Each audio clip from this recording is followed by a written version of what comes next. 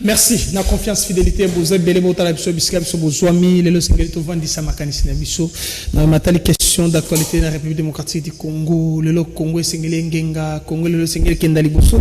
Maintenant tout le monde a dit na moya le consensus exact. Tolandi président et la commission PAG Assemblée nationale, professeur Mbata, a le bien été bako installer Denis Kadima. Tokosuka wapi? Nanga msota pour station secrétaire école démocratique, profanation avec l'église catholique école démocratique, d'être ambi Herman Tumba, to vente sous ma cancellation mais matali gestion d'entreprise école démocratique notamment lac.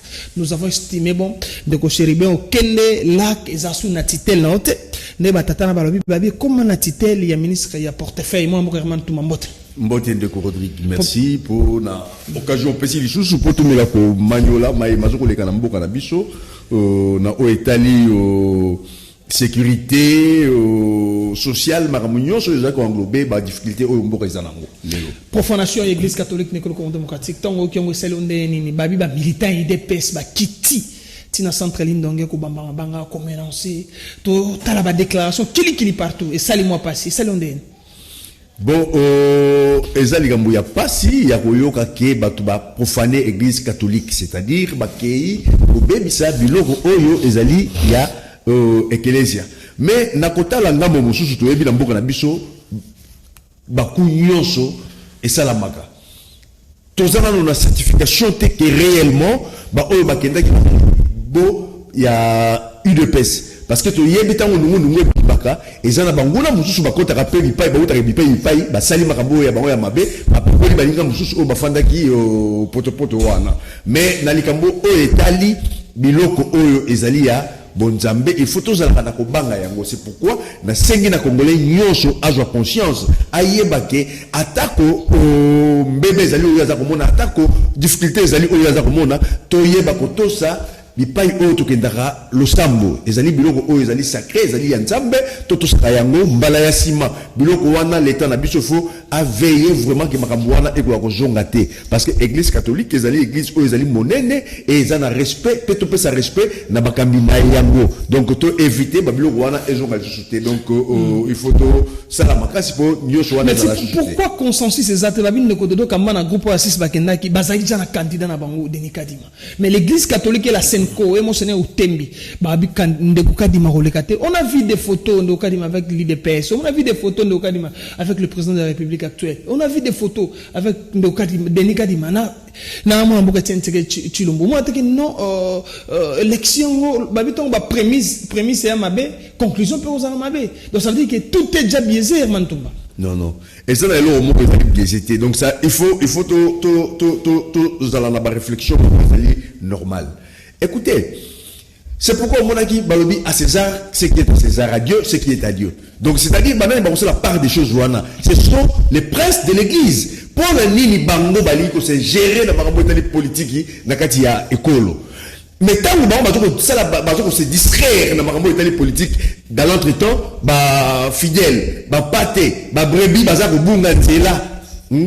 Ba bosani ndenge ni ba okende koteya bango ba fandeli kaka na kambo oyo etali politique to moni ba processus électoral nyonso na kati ya mboka oyo na désignation ya animateur nango c'est toujours l'église catholique plus de 4 fois oyo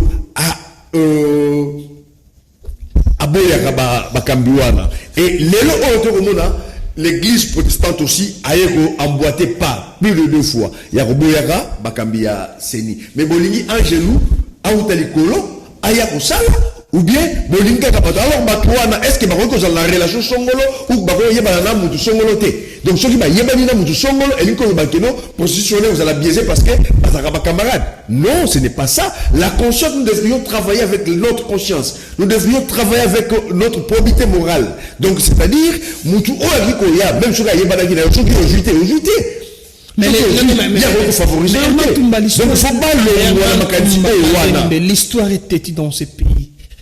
Abbé Apollinaire Maloma le père son âme. L'église a réquisé. On a vu les élections de 2006 entre Jean-Pierre Bemba et Joseph Kabila Kabange. Bemba a gagné. On a vu Ngoï Mulunda. L'élection de 2011 entre Tshisekedi et Sphinx Mwanzoko. Entre Joseph Kabila a gagné après Tana Serma. L'histoire est têtue. On a vu ici Nanga. avec Martin Fayulu, Félix Antoine Tshisekedi. L'église catholique a une vision à aigle. Au lieu de retomber dans les erreurs, dans les fautes, on a l'élection et on a contestable la population qui est démocratique. Na bactère nango et c'est que pour na motoyo, azana automla na alima motoyo. A ça va vrai résultat parce qu'en 2018 élection bah publié na clé ISB flash ba kino ba benga carrément tout. L'église catholique peut-être en a vision aigle. Non, ce n'est pas la vision de l'aigle, c'est l'ingérence dans Marambo et Taliété. Dans le bateau qui n'est pas toujours pas. Tangu, Bajuabe Apollinaire Balumal, Azali Moko Nabaye catholique. Tout au début, il n'a pas été réquisé. Il n'a pas été réquisé. Donc, c'est-à-dire, tant que vous avez un consensus, avant Bokoma, tant que vous présentez bino liste et ma candidat, c'est ça ce moment-là, on peut vous voyez que Goya. Mais Botiki Bango, Bakei, Tiba, la deux candidats, na yes, pour le Canani entre Bango Mibale, Moko la Bango Okamba. Ndebo Yoko Bibisa Makambu, wana. Yango de Yoso Kobenga, vision de l'aigle. Non! C'est-à-dire, au début, il fallait que Boya. Yango na ebadeli tango babino candidat oté ba critère na ye na ndenge to yebi ya ko la candidat ba longoli ye bana moko makomona ngeye ko maté mais botiki ba to ba cheminer ba comité na côté ya shuka ale bino ko réquisé parce que vous avez na candidat la bloquer la poche o yebi ke to bomba té église catholique ya ki na candidat na ye na poche et c'est ya ki na candidat na poche hein siko batikani na candidat moko ya SCC yango ya église catholique c'est pourquoi bazo luka tout va imposer et droit de veto na bango. Non, ce n'est pas possible. Donc ça dit, et ça n'a pas comme moussous oyo, et ça constate ma pombo raison à Rassima. Tu vois que fondar à tête raison à Ragano, nani wala au Kambaseni, du moment où mouton au Kambaseni a yebani.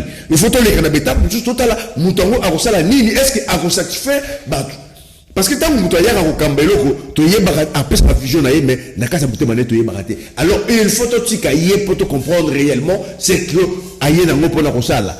Vous comprenez? Donc c'est-à-dire l'église aussi doit prendre sa part de responsabilité. Il ne faut pas au devant, il y a recul, il y a mboka. Donc c'est-à-dire il faut se surpasser, l'église doit se surpasser. Voilà les politiques, il y a tout le monde est stabilité en tout cas de Kotoni Mwaba, il a donné une nouvelle impression dans les matali bité le AC. Tout le monde appelle inspecteur Clément Bombo, tout le monde a IG, inspecteur général et enseignement primaire et secondaire. Moussala ko salaire mantumba. Tout ce monde a force un bon poto côte après na matali gestion d'entreprise d'école démocratique. Mais oyebi to juba ministre ya EPST et belé. Mais et ça n'a moko aïe pour la réellement vision il y a chef de l'État sur l'enseignement des bases de l'enseignement technique, l'enseignement primaire et secondaire. Donc c'est Tony Mwaba qui a incarné en lui la vision édictée par les chefs de l'État et qui aujourd'hui produit ses fruits. Aujourd'hui on a Kobanda na Oyaza Kosala a pessi ligne de conduite d'ailleurs oyebi que na fait akenda ko pesa gona na Goma. Donc c'est-à-dire au moins il a fandité à l'objet non côté wana bande ko bazana passe et sika élection vocalique et ça maki tikana kende ko mona bango pona pesa go kuna bana wana bazala quand même na conscience il y a ezoya na bango lobi pour venir ya mboka et fandi na maboko na bango et côté lopé mona mboka inspecteur général Odia azali na vision ya aigle ndenge to lobi vision aigle on faut ezala ne ya lolenge wana afandi ta lobi non ngai na tikali wana vice ministre ya EPST il faut total la peine ndenge nini bana wana na kata ya Kinshasa bazali ko sala ba épreuve na bango ya tenafem pona ko yebisa OK on attendait plus de 2 millions ya bana oyo bangi ko sala et puis c'est réussi ce qui veut dire que na étape wana lelo oyo organisation ya ba preuve nyonso ya makitano ya bana classe ezali kitoko et puis ça la ndenge longo bani pour la bourse na te ndenge to lekaki na ba dissertation au mona ki yo moko nguma ndenge salama ki au mona ki organisation mutu moko plérité mutu moko à l'élite mutu moko d'ailleurs l'inspecteur provincial à Lukwala Clément Mbombo a gagné trouver solution na Delvaux. Mais c'est une personne à féliciter. Donc, c'est-à-dire, bango wana bazali ko bunda, donc on a impulsion pe oyo secrétaire général, inspecteur général za ko pesa et qui dit pepe na bango na ba Clément Bombo azali IPP na Lukunga a lobby que ba oyo yoso batambolaka na ba malek ba inspecteur oyo ba kenda ko rationner ba chef d'établissement bipai makamwana et si ba juyo mbano yo. Mais acharnement peut qu'on les makasi hein. Oh toi je m'y mets donc non, attendez, donc c'est-à-dire personne ne reste éternellement na ebonga moko na kati ya musala za kosala. Tel qu'il a été propulsé à Komiwana, Nenge Moko, lobby, à cause de la peine à dimension Moussou, il y a Kousa Nini, il y a Kolongwa, Moussou, il y a remplacé. Et lobby, c'est que tant qu'il y a Fandiwana, à Kofanda Bella. Donc, c'est l'île Ngonga Oyo, à Kolongwa, à Kokende. Mais pour l'instant, Clément Bombo, Azam Moutou, Azoko, rénover le secteur na Lukunga na ya zako rénover donc ba makama lam union so azako sala ezako la kisa que choix na yeta ngwa ki wana zaki ya pamba te ezalaki makama moko o ezaki bien et d'ailleurs d'après d'autres indiscrétions babi il est parmi ba inspecteur union so ba de Lukunga so ya chango ya funa. Mais il est le meilleur et le mieux côté. Il est le meilleur et le mieux côté. Donc, c'est-à-dire, il faut l'inspecteur général, Monamboka, Odia, Oyo, Azali, kopesa la vision, Naba, tu as un yoso, Azak Osala Malam, parce que, agir confiance de Afalisina, et pas Clément Bombo. Na Lukunga. Pour Lukunga, même au niveau du cabinet, il est. Alors, Azak Osala Mousalamoro, OEP, Ezak Osepelisa. Sauf qu'on vient lancer un message mon ministre Tony Mwaba par rapport à l'inspecteur de Barça Moussane Congo démocratique, né Ijosa Moussane Congo. Oui, Bisseni.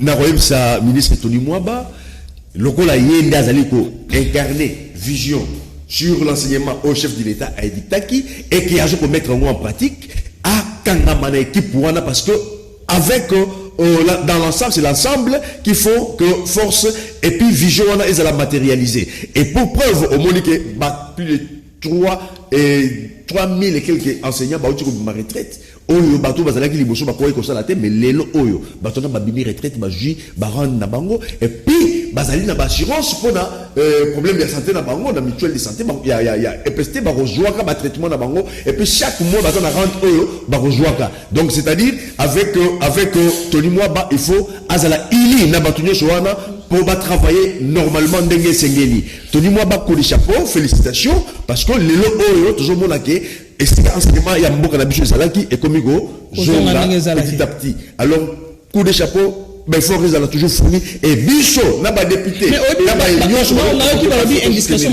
si seulement si les lois ba diplôme il y a bilingue à Congo on dit maman na poto za grâce à inspecteur Odia mais écoutez c'est lui qui t'a fait la défense inspecteur général Odia général coup de chapeau c'est quelqu'un qui a travaillé dans le silence vous devez comprendre donc diplôme la mission va partout pourquoi au comment on a pas la l'examen d'état diplôme 8 ans 10 ans après et là on dit à ça la gabi non il faut tout ça là et là comment oh moi na wana ko kende na mikili ya poto en attendant diplôme on est et la valide jusqu'à ce que diplôme est délivré donc ailleurs ça là et le wana et les documents oui un document ils ont payé sa valeur na diplôme en attendant que et bima po batuba bana pasani bazo ya ngaro zo mukanda wana document na kena na mikili ya poto akena ngo pa inyonso akotanga akozala déranger jusqu'à ce que diplôme na ekoya donc c'est-à-dire ce sont des genres de personnes tolingaki kozala na bango bandakala coup de chapeau à toi aussi l'inspecteur général il y a EPST monsieur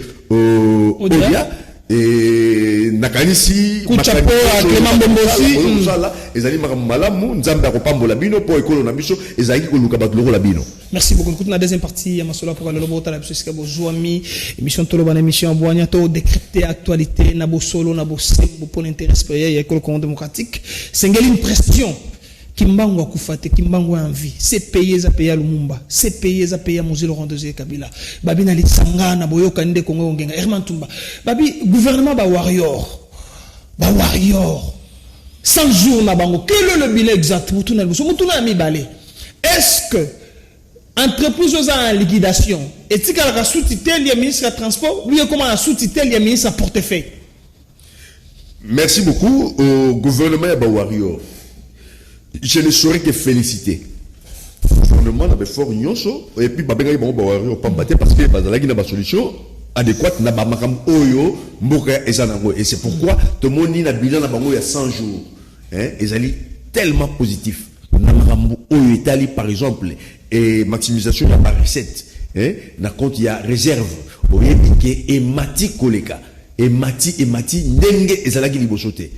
Félicitations, mais cela n'empêche que na ba secteur na ba ministre mususu to mekako bouger pour tout ça la critique na ndenge bango bazo sala musala ndakisa soki to suis na motuno otiko tuna société ou entreprise oyo ezali na liquidation est-ce que équipe otikala sous tutelle il y a ministère songolo o azalaki liboso tangu ezalaki ya ezalaki ko sala misala non, ça c'est vraiment faux. Ndakisa tolobi société logo la lac oyo na conseil des ministres tangu ndeko matata azalaki premier ministre bakotaki pona ko kunda yango babomi lac existera société comme entreprise oyo œuvrer na mboka ekolo Congo. Lac ici ekufa kala et comment en liquidation. Donc c'est-à-dire tant comme il y a liquidation et l'inko baké société wana et que sous tutelle il y a ministère il y a transporté. Logiquement et obligatoirement et comme sous tutelle il y a ministère il y a portefeuille parce que est comme en liquidation. Na motuna oyotuni yango na yanolo ezali sous tutelle le lac ezali sous tutelle il y a ministère il y a portefeuille là sous tutelle il y a ministère il y a transporté parce que externalisé sous T. Donc si quelqu'un a combo tout ça dans la société lac mais si ekufa kala parce que ça en liquidation. Mais avant tout, mais ne couper aucun babi ou trépasser même pas mesures administratives. Il y a entreprise où on a batata babi si ba ou mingi si bobo entreprise binumoko. Donc ça veut dire aucun babi essayer de relancer lac.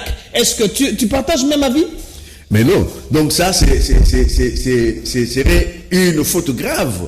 Ça c'est donc vous avez la faute vous allez grave et lourde. Oyebi lac aussi ekufa.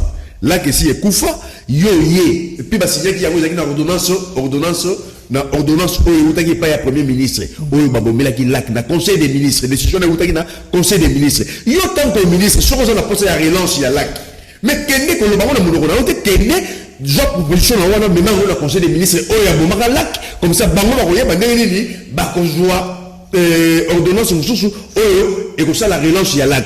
D'autre part tant que nous sommes en relance ya lac aujourd'hui on a dit batata wana oyo si ba komi na ba âge ya ba retraite ba ko fanda ka wana te base de la relance ya lac du moment où mais c'est lui-même qui a donné les go ya ko entreprise ya hôtel ça mokili mo. D'ailleurs nous avons tellement des informations à son sujet. Yeta mu ya komi comme na lac yé moko na lokende abutaki na lac azaki na lac comme administrateur et le roni ya salaki a keiko négocier en faux pour réduire des comptes finaux il y a battu de 100% à 4, donc à 15%. Donc c'est-à-dire babomi combien babomi 85% et qu'il maille bah ça à 15%. Est-ce que c'est normal?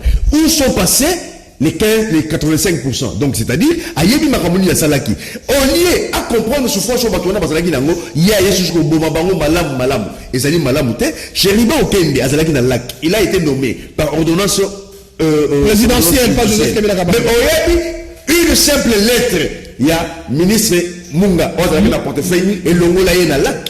Donc c'est-à-dire alakisaki d'autre part incompétence on a dit nango pour la mambo et la liquidation il y a là mais ce qu'on dit il y a bon ça dans la parce qu'à tout moment il est toujours à là et puis il mobilise les agents on zamba ponio ainsi de suite. C'est ça qu'il faut savoir retenir. Donc les okende ya okende na lacté même si on mobiliser batuana azo komi kosa donc c'est-à-dire a commis la koyo qui ça commis ça soni bamba sauf que Monica Zalina ba idée il a compris ça parce que là que ça en liquidation mais pourquoi azo pour que la première ya Moninga na été le ministre de la portefeuille et si là que Zali sous tutelle il y a portefeuille attendez à la proposition nous avons des lettres ici au Kende na mois mai, le 21 mai, a commis ministre de portefeuille a réservé copie pour l'année. Mais une lettre correspondance officielle administrative, Oyo Ezandi signature naïe, Eline Kolobani. Donc, on se la matraque. Mais pourquoi il donne Alors, à la réponse, je termine. Donc, c'est-à-dire, il faut il y a eu des organisations, il y a Babylon, Oyo Salamagi, sur le plan continental, aucun des parmi les entreprises il y a aviation dans beaucoup comme il y a lac alors que lac ici à Koufa Kala mais les gens ont été étonnés de voir lac qui n'existe plus comment yo ministre aux ali moto ya boanya que je respecte parce que dans l'intervention na nyonso ngazali ko sepela na yango yo ke ne sala babiloko ya ndengo wana. Donc ce sont des erreurs graves. Ce qu'on a makanti ya kopesa kende ko bona moninga na wazana. Mais pourquoi il donne des instructions verbales au comité de sursoir leurs activités? Il y a liquidation. Pourquoi pas ça doit être écrit ainsi de suite? Ekosimba te. Donc sur Ozali na lobby, il y a une administration. Tant aux ministres, na cabinet na yo, ils allaient na administration. Donc kozala ka moto oyo za koloba na monocoté pour opérer cette instruction koma yango. Et puis tant aux koma yango, komela comité de liquidation, comme la ministre à portefeuille, hier même dans le Maramou, c'est Ali Maramou Yala qui a liquidation là que n'a pas beaucoup naïe. On a mis tentative boni basali pour balimoger comité de liquidation. Ba comité na ba cour tribunaux ba ketina ba cour de cassation pour ezako simbate pour la nini ba lingi ba remplacer ba to ba manipuler mais basali là-bas après ça nini kuna ayemura yebi atika ko miyo ça soni makamwana italiété za pe la tutelle na été atika ko miyo ça soni et puis ici c'est lié au photo interpellé ministre de portefeuille que ndé lobela makamwo itali lac aux en liquidation na conseil des ministres. Peut-être il a affronté son collègue ministre à portefeuille. Parce qu'il y a une mais ça n'a pas d'attribution. Qu'est-ce qu'il a oublié là-bas? Pour terminer, ce que ça n'a pas mais à l'OBA, le conseil des ministres, ça plus de 250 millions de dollars pour Bafuta. Batouana comme ça, bango bango tika na lac na lac mais pour l'instant le ministre du portefeuille na conseil des ministres ko jangi saka ko lobela makamwante ya ke ndaki na sénat ba convoquer qui na sénat ba interpeller na sénat a lobela ki kambu ya lac oui mois paiement mais lac ils ont plus de 350 mois il y a un paiement a lobela ki yango te poser la liquidation. Je crois qu'il y a des entreprises qui ont ça. Il fallait qu'il y ait le cas yango. Le quoi le bela qui yango te a bossé dans lac atika ministre à portefeuille a comme makambu ya lac na conseil des ministres pour bas continuer liquidation à lac pour batata on a ba bika pe bolambo il y a bambula nyonso c'est belé ba kufi pe ba oui ba kufi bana baza ko kufa et puis baza ko souffrir énormément. Donc batika bango continuer na et là il y a liquidation on a ba comme na suka batata na ba bika bolambo ya bisala nyonso bango basalaki. Donc, on va solo, ma gabi asali bisosine to cité déjà émission to bonne émission en Boigna. Beaucoup de gouvernement na opesa banzela, hôtel ça bien fondé à liquidation à lac parce que ba tata ba kufi mingi. Ba na bango bazotanga te. Mais lorsque le ministre estime il faut relancer lac, il faut zonger la conseil des ministres parce que ma tata pour ndem tazoka mokano na conseil des ministres. Qui a comme malak, ko liquidango, ko futa batata bambongo na bango. Batata ba 350 mois un paiement ba futa makate. Mutu musu kuta bisika bi mois na ngai. Nga nini billet ya paye na ngai. Mokanda ya paye na mo depuis 1994. Est-ce que bande ko na bazo mbongo, ce bon aposto ko relancer. Bo zonga na conseil de ministre, monsieur le ministre, bo sololi, bo relancer, bo pesi batata na mbongo na bango et puis bango bo comment recruter bilenge ya sika parce que même là kana ba bâtiment là azana banda kuna même ndako wa kokolo wana ça pose toujours problème. Ndako ya kokolola na zokoloba parce que to bandaki dia kolobela yango l'état il faut atala likambo wana.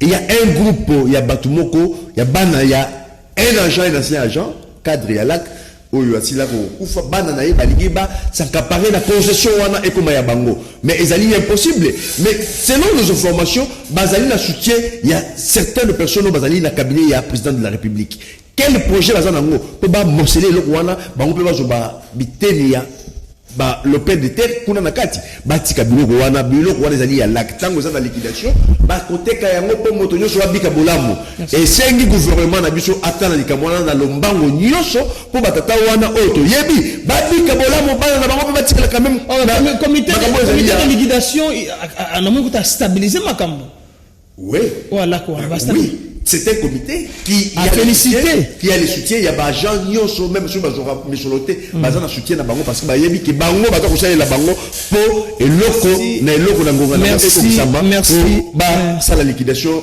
ya lac ndenge longo ba émission sili message asuka na ba gens nyonso à lac boza la kimia gouvernement par les biais il y a ministre ya portefeuille azo bunda et même ministre des transports c'est le ministre des transports donc ministre ya portefeuille boza sous tutelle na ye azo bunda po ba accélérer ba procédure wana ekoma na suka boza la kimia to kanisi na mikolo goya to kotika te to kobanda kolobela ka yango mikolo nyonso po l'état o azali ko konza biso azwa makambo nyonso na maboko azwa charge na ye pour ba désintéresser bino na bambula nyonso bosali misala na bino na kati ya merci wana o lelo za na liquidation. Merci bozake beli bolandi biso na mikili ya poto. Merci mingi to kutami ko muzaya ko ya au revoir. Il faut le bonheur, oh, suffit d'une phrase.